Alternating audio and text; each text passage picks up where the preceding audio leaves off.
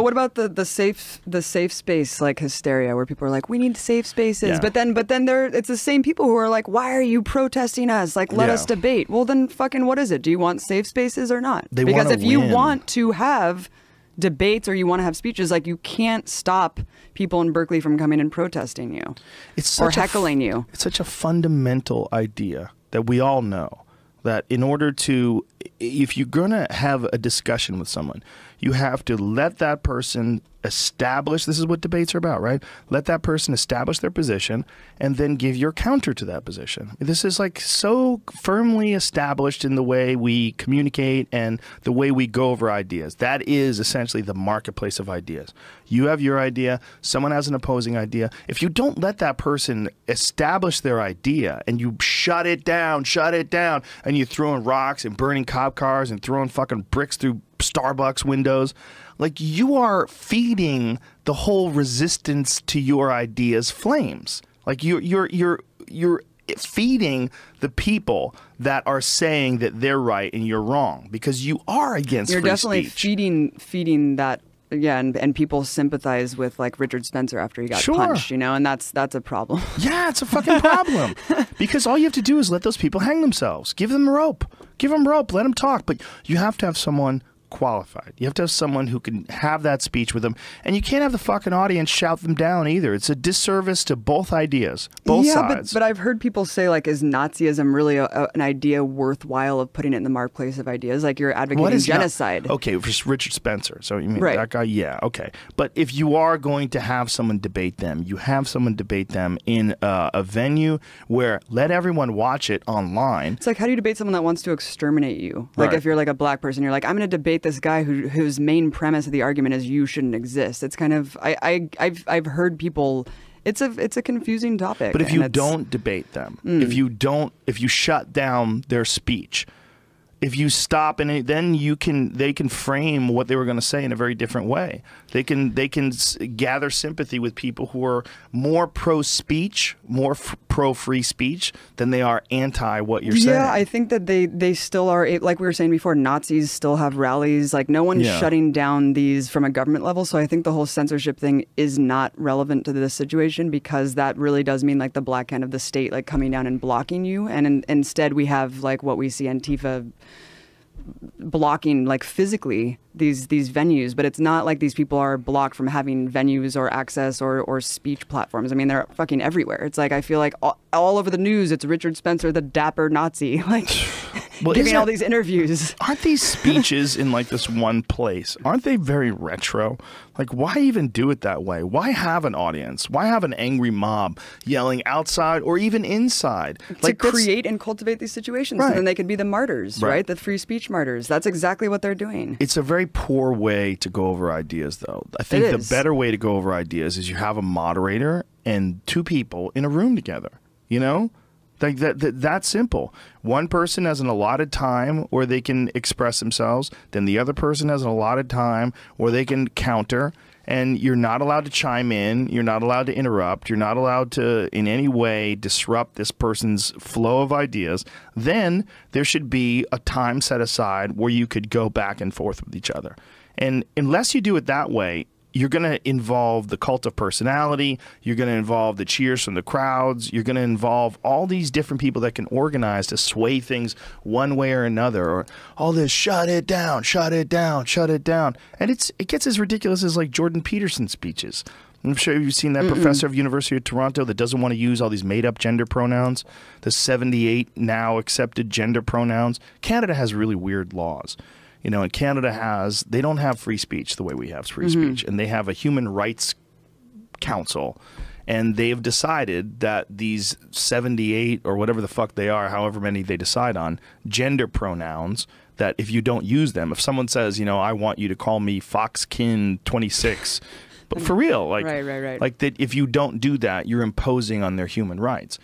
Other people have debated him and said that that's not how it should be interpreted, but he's like a very staunch critic of Marxism, and he understands the real ideology of Marxism and how it went horribly wrong all throughout the world, throughout history, and that he thinks that what you're trying to do when you're invoking, like, this, when you're asking the government to tell people what they must or must not say, that you are going down this road, this very dangerous road of cultural Marxism. But what is cultural Marxism? Because I've heard this said a lot, and I actually have no idea what the hell it means, because Marxism is simply a critique on capitalism. So I don't understand this whole cultural Marxism, like. Well, let's get the definition. And how it has anything to do with gender pronouns, but let's check it out. You'd have to talk to Peterson about how it, but he makes a very compelling argument about how the two of them are connected. And essentially what people are trying to do is control your behavior.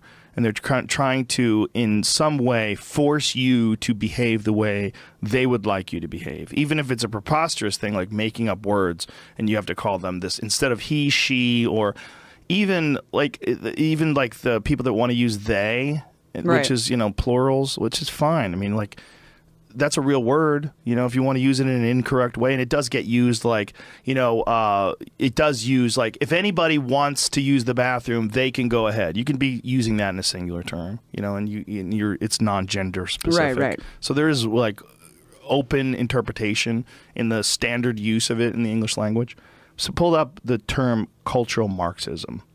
I was looking for it. I can't really find a great definition for it. There's a couple, like on the Google search, just says there's a couple things calling it a conspiracy theory. But the Urban Dictionary definition, this isn't like the obvious social political movement that promotes unreason and irrationality through the guise of various causes, often promoted by so-called social justice. This is a perfect example of it. These causes and their proponents are often contradictory and are almost always never rooted in fact.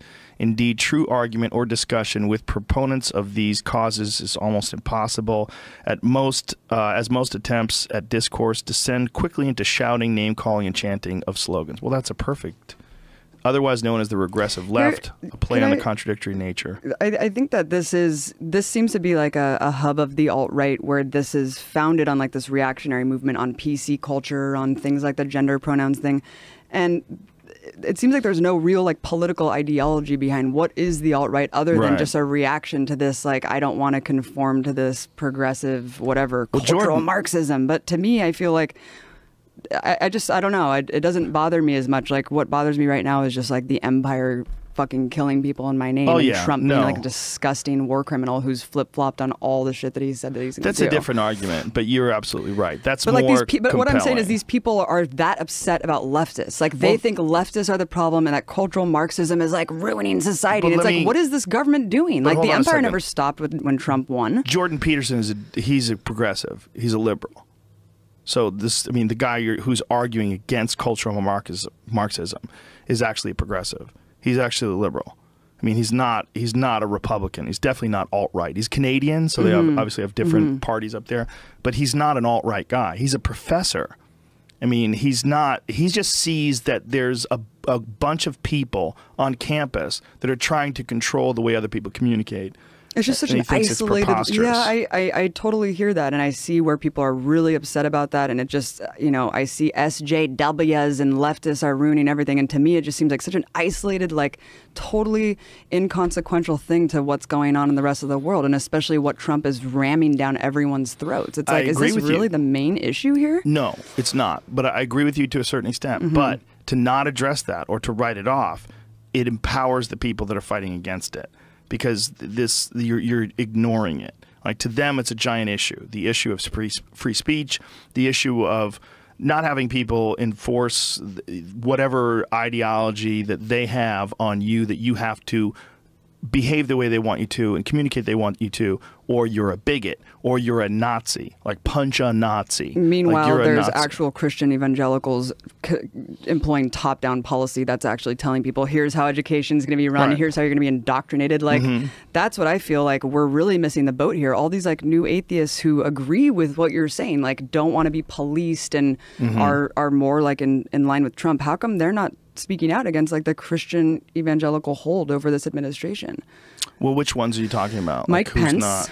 Oh, no, I mean, who's not speaking out? You know what? I don't know. I just kind of said that in the ether, but I guess I just haven't seen enough critique of Trump for bringing in this religious fanaticism. Oh, I've seen nothing but. Really? Nothing but. Oh, that's great. Maybe that's really good to hear. Maybe I'm in different circles. Oh, that's great. But so people are talking about that. Well, what's weird is that people think that Trump is so inept, they almost would prefer Mike Pence and even Ted Cruz. That's terrifying. But I mean, is it better or worse? It's like you're not even choosing the lesser of two evils. You're choosing incompetence versus this radical right-wing Christian ideology that we were terrified of in the beginning, or from the beginning. It's like Ted Cruz would have been a terrible president, but many people now think he would have been a better president than Donald Trump. And Ted Cruz and Mike Pence would never have won because they're disgusting creatures. And Ted Cruz is the creepiest motherfucker I've ever seen, where he actually tweeted a photo of like a cow made out of butter